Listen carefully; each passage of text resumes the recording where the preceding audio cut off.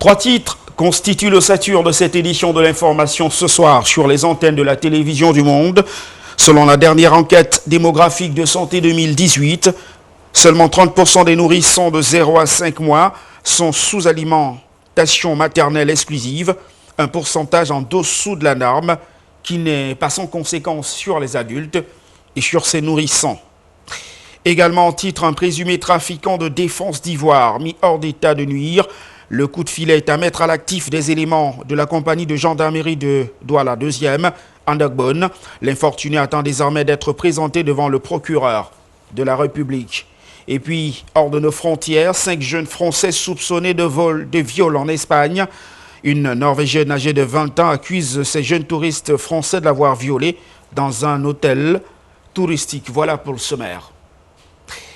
Bonsoir à tous et merci de nous retrouver une fois de plus sur les antennes de la télévision du monde pour cette nouvelle édition de l'information, c'est le 20h.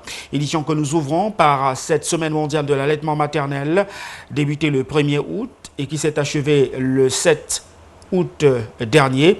Il s'agit d'un calendrier qui a été arrêté par la communauté internationale dans le cadre de la sensibilisation à l'allaitement maternel exclusive.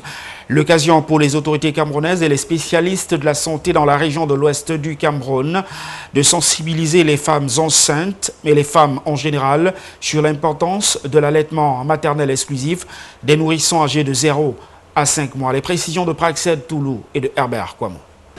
D'après l'OMS, entendez Organisation mondiale de la santé, la Semaine mondiale de l'allaitement maternel a pour objectif principal promouvoir la pratique de l'allaitement maternel afin de garantir une meilleure santé du nourrisson. Et parce que l'allaitement maternel exclusif contribue à la réduction de la morbidité et de la mortalité infantile, les autorités sanitaires et les spécialistes de la santé de reproduction de l'Ouest ont saisi l'occasion de cette Semaine mondiale de l'allaitement maternel pour organiser dans toutes les formations sanitaires de la région des causeries éducatives et des sensibilisations sur le bien fondé de l'allaitement maternel. Le lait maternel étant un aliment complet, riche en vitamines, en protéines, en anticorps et en facteurs de croissance, l'allaitement exclusif est celui le plus conseillé pour les enfants de 0 à 6 mois.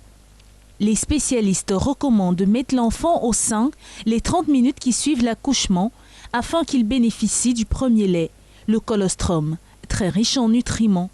L'enfant qui est nourri exclusivement au sein va d'abord bénéficier de toute la protection immunitaire possible parce que le lait est très riche en anticorps, surtout le premier lait appelé colostrum, qui sera très riche en anticorps pour la protection de ce bébé encore immature. Le lait maternel reste l'aliment le plus complet qui puisse exister et qui est irremplaçable pour l'enfant parce que ça contient tous les éléments dont l'enfant a besoin pour sa croissance. L'enfant qui allaite bien va voir ses capacités intellectuelles améliorées. C'est un enfant qui sera bien intelligent. C'est un enfant qui va grandir conformément à la norme requise parce qu'il aura tout ce dont il a besoin. C'est cet enfant qui va avoir tous ces mouvements possibles parce qu'il a pris tout ce dont il avait besoin dans le lait. Il convient de noter qu'il n'y a pas un seul aliment qui puisse remplacer le lait maternel pour...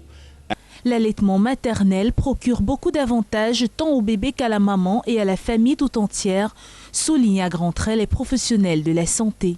L'avantage pour la maman qui allaite exclusivement au sein, elle est déjà protégée contre une grossesse non désirée dans les 6 premiers mois parce qu'elle allaite intensément. Ça constitue une méthode de planification familiale pour elle. Donc, elle ne peut pas prendre une grossesse non désirée dans les 6 premiers mois si elle allaite intensément et exclusivement, à condition qu'il n'y ait pas encore le retour de couche.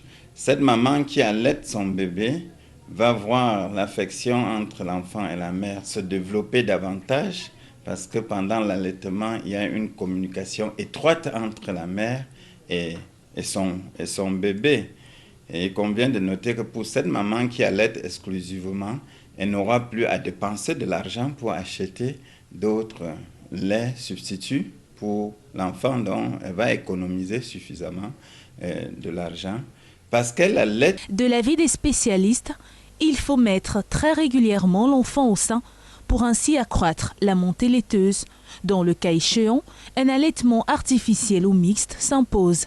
Seulement, l'allaitement artificiel nécessite une hygiène drastique et un contrôle rigoureux des quantités. Avec le lait maternel, un don de Dieu, il n'a pas de surdosage. Il doit être donné au bébé à la demande et c'est gratuit. Nous l'annoncions en titre, selon la dernière enquête démographique de santé 2018, seulement 30% des nourrissons sont sous allaitement maternel exclusif. Il s'agit d'un pourcentage qui est en dessous de la norme et qui n'est pas sans conséquence sur les nourrissons, mais également les adultes. Reportage. D'après les statistiques de la dernière enquête démographique de santé 2018, à peine 30% des nourrissons de 0 à 5 mois sont sous alimentation maternelle exclusive, alors qu'on devrait s'attendre à un taux de 50% au moins, jusqu'à 6 mois. Ce non-respect des normes n'est pourtant pas sans conséquence. Les nourrissons sont en effet exposés à plusieurs maux, avec au passage la mortalité infantile. En outre, il y a des risques élevés de survenance, d'accidents vasculaires cérébrales et des prédispositions à l'obésité chez les personnes adultes n'ayant pas bien nourri au lait maternel leur progéniture pendant les 6 premiers mois. En lançant le 1er août 2019, la 22e semaine mondiale de l'allaitement maternel au Cameroun, les autorités sanitaires ont à cœur de réduire la mortalité néonatale et infantile en sensibilisant les femmes enceintes, en particulier les femmes en général, sur l'importance de l'allaitement maternel exclusif de 0 à 6 mois. Les jeunes de la région du Nord Cameroun, mieux outillés sur les offres agropastorales. Il s'agit des jeunes qui sortent d'une formation et qui seront donc regroupés en coopérative. L'objectif affiché par les organisateurs est de lutter contre le chômage endémique observé dans la partie septentrionale du Cameroun et de promouvoir le taux emploi. Détail Adrienne Bodem, Seydou Fonzi. Comment intéresser les jeunes du Nord Cameroun aux offres agropastorales? Le forum de Garoua, qui s'étend sur 3 jours, ambitionne apporter des réponses. 84 jeunes prennent part à cette formation. Ils ne sont pas forcément attirés par une carrière d'agriculteur, mais face au chômage ambiant, ils sont rassemblés et accompagnés dans un processus d'auto-emploi. Mes attentes à la fin, c'est juste de savoir comment est-ce que je peux faire pour mieux développer le domaine agro-pastoral. Parce que d'une part, moi également, c'était un domaine que je ne mettais pas de l'accent. On envisage organiser ces jeunes en coopérative de production, dont 50 coopératives seront créées dans toute la région du Nord et nous avons déjà identifié nos coopératives mentors pour tenir main aux jeunes coopératives qui seront créées. Et ensemble, nous allons ficeler des projets pour les jeunes et chercher également des pistes de solutions pour avoir des moyens afin de réaliser ce projet-là. Le milieu agricole regorge de multiples opportunités. À l'issue du forum de Garoua, ils vont être regroupés en coopératives, condition sine qua non pour un éventuel financement. Dans le chapitre des faits de société, un présumé trafiquant d'ivoire a été appréhendé par les éléments de la compagnie de gendarmerie située dans le 2e arrondissement de Douala, précisément au quartier d'Agbon. Ce dernier est désormais entre les mains de la police et attend d'être présenté devant le procureur de la République. Les précisions de Frédéric Moutomé. Le présumé trafiquant de défense d'éléphants, ainsi saisi par les éléments de la compagnie de gendarmerie de Douala du Andogbon, c'est lui. L'infortuné a été pris dans un contrôle de routine au carrefour d'Okoti ayant par devers lui ce sac contenant ses défenses d'éléphants. En date du 2 août 2019, pendant nos patrouilles nocturnes, nous avons interpellé M. Boudouma Benoît, âgé de 50 ans, au niveau de Dokoti, en possession de 16 défenses d'éléphants.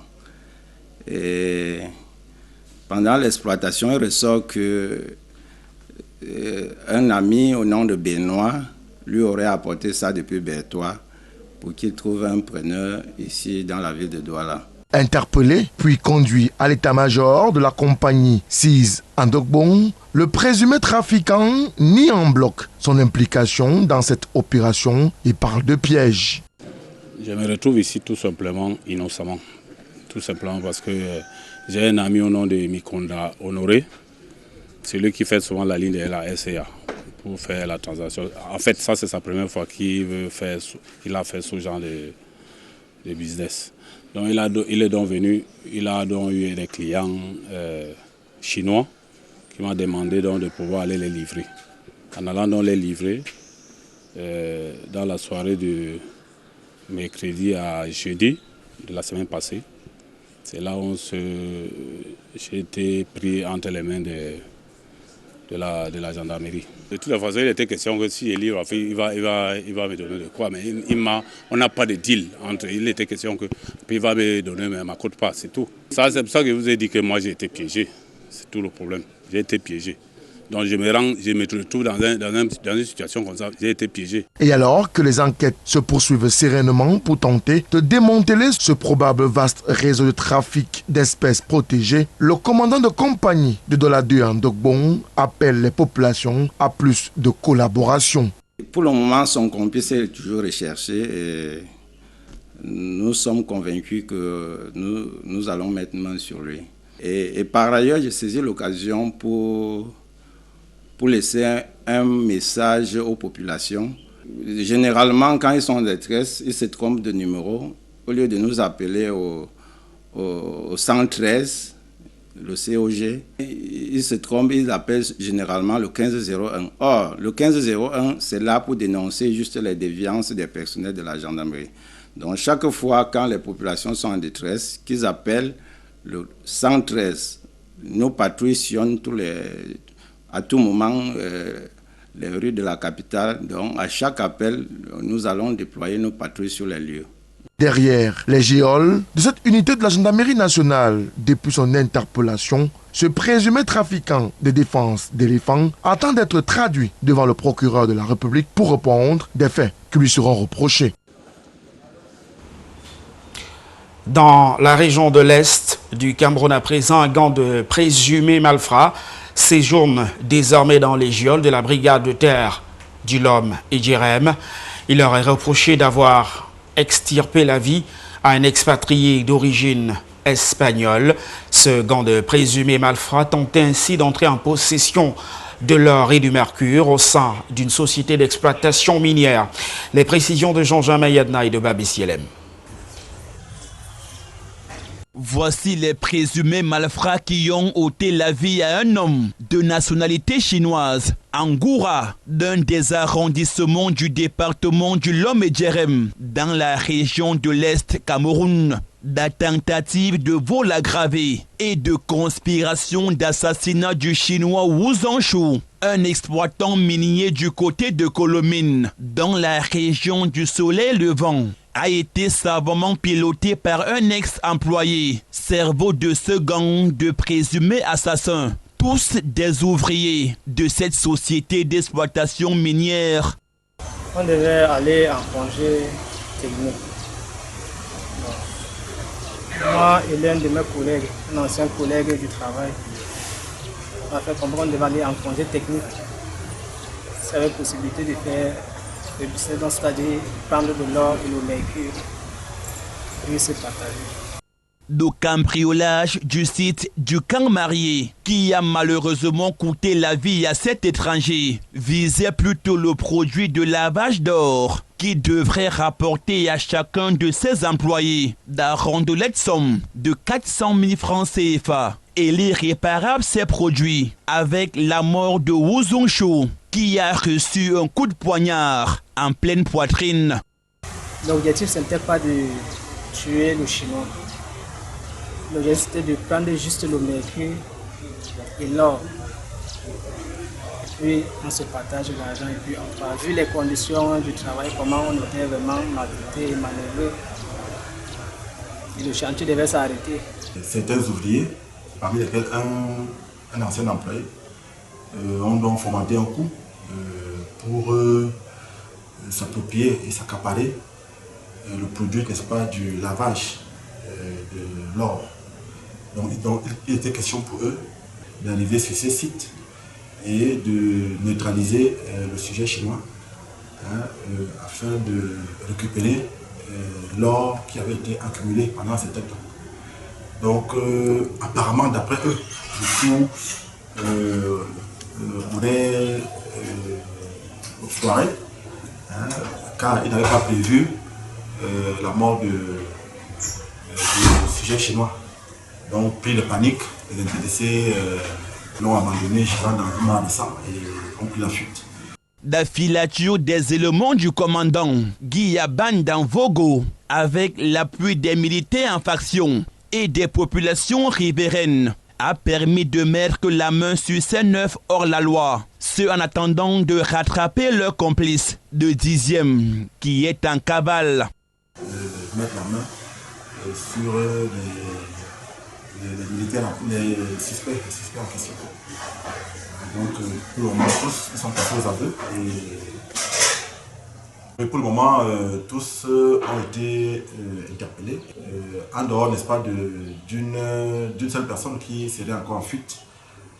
Un autre cas d'assassinat qui vient s'ajouter dans une longue liste des victimes, dont le département du Lomé-Djerem, en l'espace de quelques jours, qui invite à une franche collaboration entre population et forces de maintien de l'ordre à l'effet de traquer jusqu'à leur dernier retranchement ces hommes sans foi ni loi. Donc j'en appelle tout simplement à la collaboration, la franche collaboration de la population en matière de renseignement. La première sécurité commence par soi-même. Donc il devrait prendre des mesures, des dispositions pour que nous puissions les aider et contribuer à lutter efficacement, n'est-ce pas, contre la criminalité. Et c'est depuis les geôles de la brigade territoriale du Lomé-Djerem que ces présumés assassins du Chinois attendent de répondre de leurs actes devant les juridictions compétentes. Merci Jean-Jean Yedna, vous l'avez rectifié par vous-même. Il s'agissait d'un expatrié d'origine chinoise, l'infortuné, qui a donc subi cet acte atroce d'un présumé gang de malfrats, désormais dans les geôles de la brigade terre du Lomé-Djerem, c'est à l'est du Cameroun. On en vient à l'actualité en religion dans cette édition de l'information pour indiquer que les veuves des pasteurs et anciens ouvriers de l'église évangélique du Cameroun étaient à l'honneur. C'était à la faveur d'un culte d'action diocésain qui a été dit à la paroisse de l'église évangélique du Cameroun à Bonabéry. Un moment de prière, de partage et de manifestation de la solidarité agissante. Les précisions de Frédéric Moutomin et d'Étienne Monté.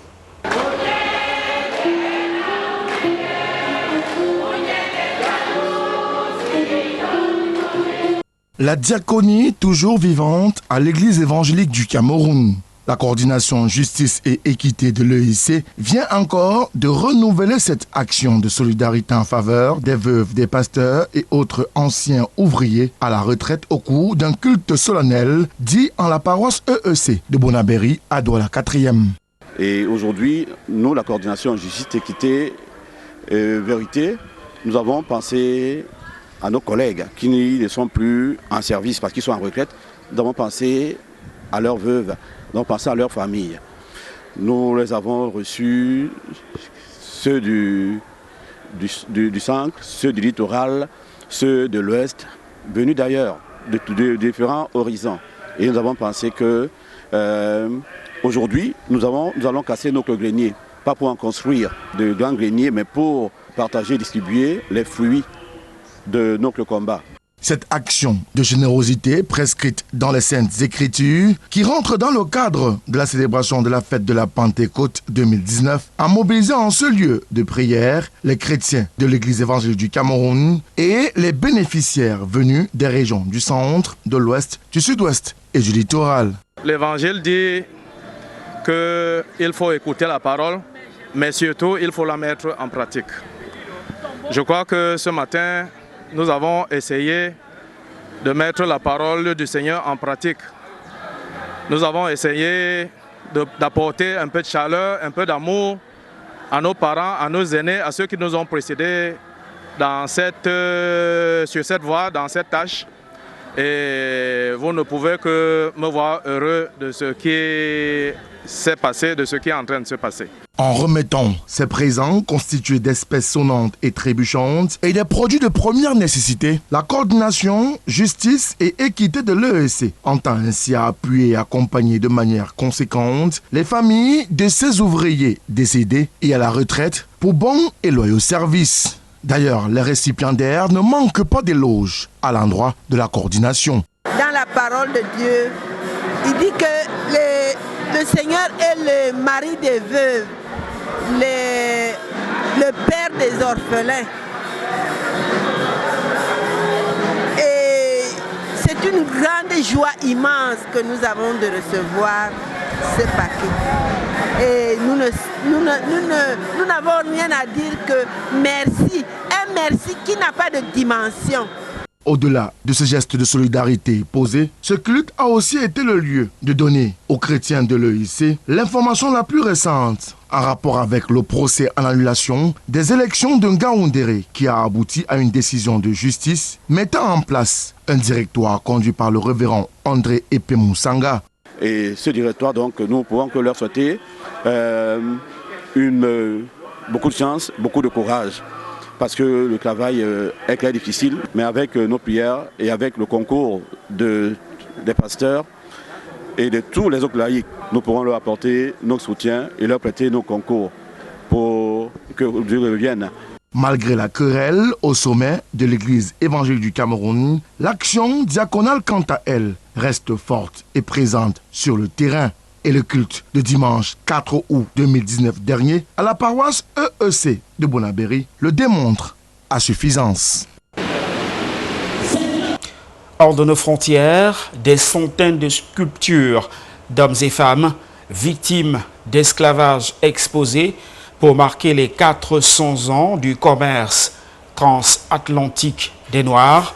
L'œuvre est du Ghanéen Kwame Bamfo. Les précisions d'Africa News. Des sculptures de centaines de visages d'hommes et de femmes victimes de l'esclavage pour marquer les 400 ans du début du commerce transatlantique des Noirs. L'œuvre est de l'artiste ghanéen Kwame Akoto Bamfo. Il a placé ces sculptures à Adafoa. Le lieu a été un marché majeur de personnes esclavagisées au XIXe siècle, alors que la région était sous domination britannique. J'espère capturer une expérience et laisser cet art déclencher un dialogue sur qui nous sommes en tant que peuple africain, qui nous étions avant et où nous allons. En particulier avec quelque chose comme la traite négrière transatlantique, la traite subsaharienne et le racisme qui a résulté de cette atrocité.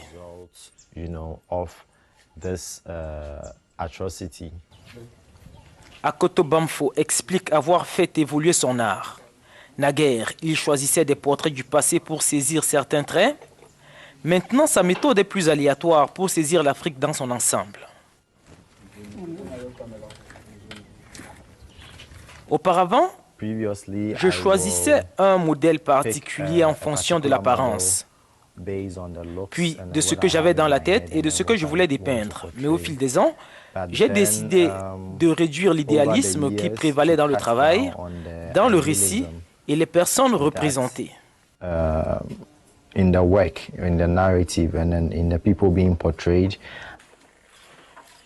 L'artiste estime que la meilleure façon de se souvenir des ancêtres est de respecter leurs descendants.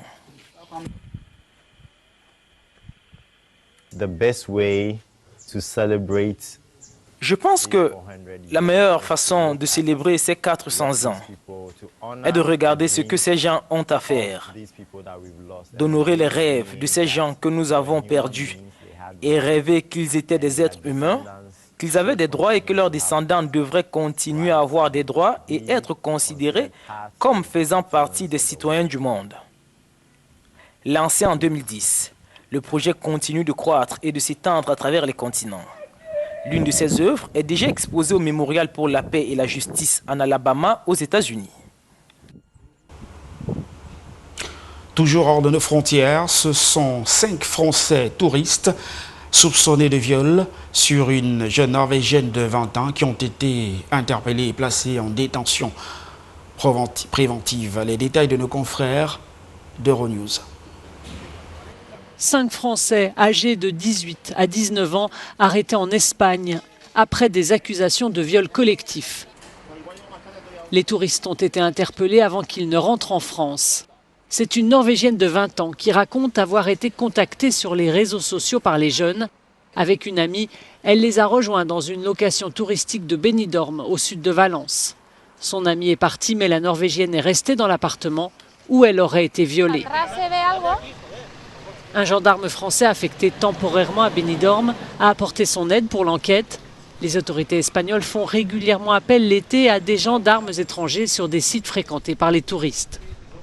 La presse espagnole s'est emparée de l'affaire, qu'elle compare au viol collectif d'une jeune fille de 18 ans par 5 Espagnols à Pamplune en 2016. Une affaire qui avait été le détonateur d'une grande mobilisation féministe en Espagne. En sport à présent, tension entre les fournisseurs de la ville de Garoua dans la région du Nord Cameroun et l'entreprise Prime Motomac. Une situation qui a donné lieu cette semaine à des échauffourées comme nous le révèle dans cet élément Zobel, Apollinaire Ban et Seydou Fondier.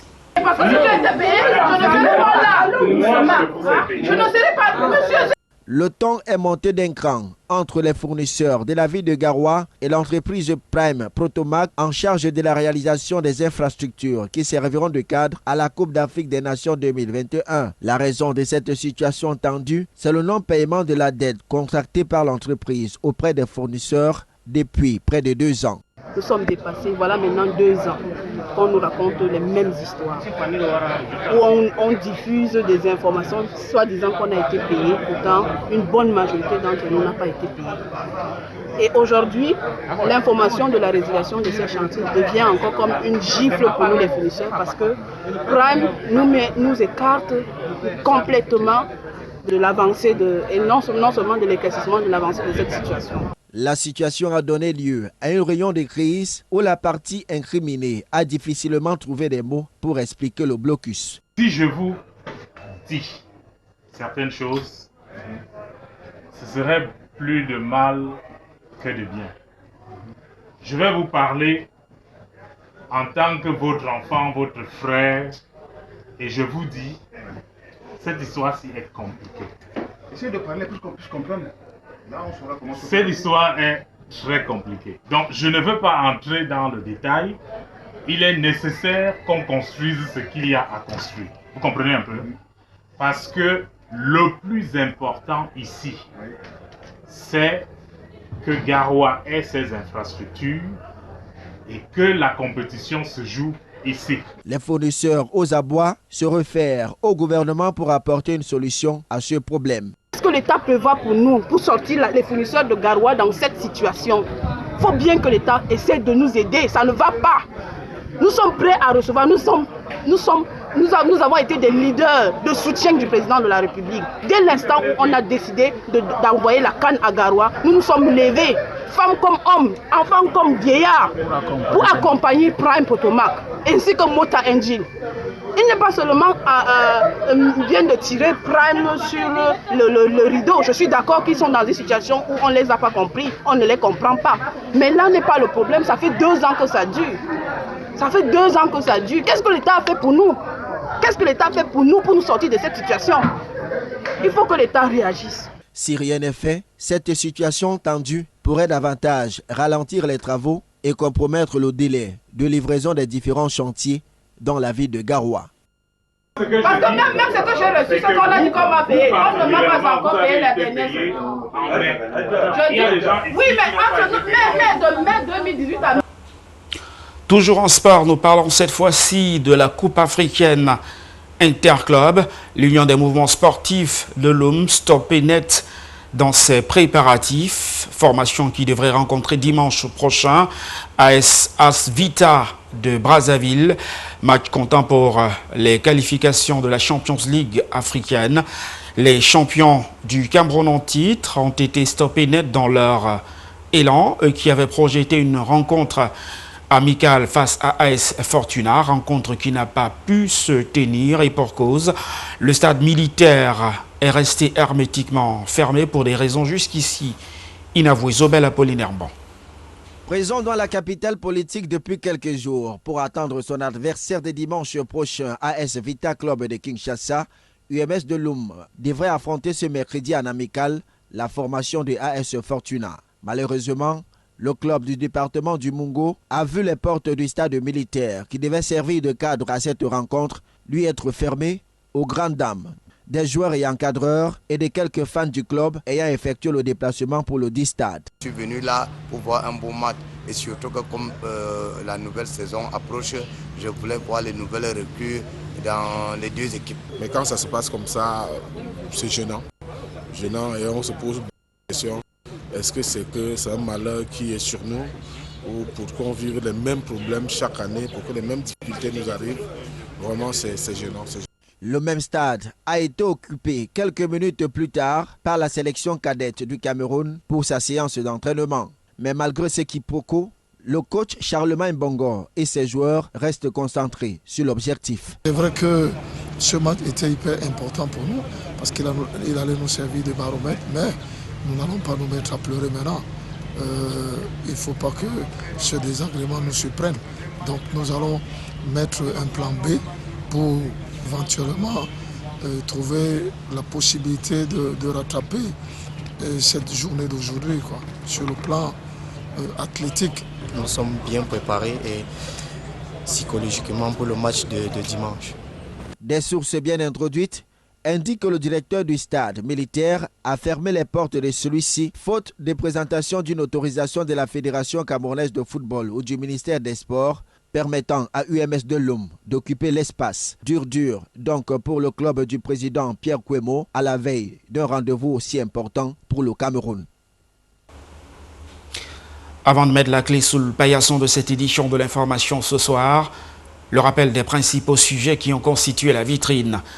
D'abord, cette enquête sur la démographie 2018 dans le secteur de la santé qui révèle que seulement 30% des nourrissons âgés des 0 à 5 mois sont alimentés au sein. Une situation fort déplorable, d'ailleurs en dessous de la norme et qui n'est pas sans conséquence sur la santé de ces nourrissons qui sont pour la plupart exposés à la mortalité néonatale et infantile, mais également les adultes sont exposés à l'obésité et aux accidents vasculaires cérébraux. Toujours en titre, un présumé trafiquant d'ivoire a été appréhendé et mis hors d'état de nuire par des éléments de la compagnie de gendarmerie de Ndogbod, c'est ici à Douala. Ce dernier attend d'être présenté devant le procureur de la République. En France, ce sont 5 touristes qui sont accusés de viol collectif sur une Norvégienne de 20 ans qui ont été également placés en garde à vue. C'est tout pour cette édition de l'information ce soir. Merci de nous avoir comme toujours accordé votre aimable attention. Nos programmes se poursuivent. Bonsoir.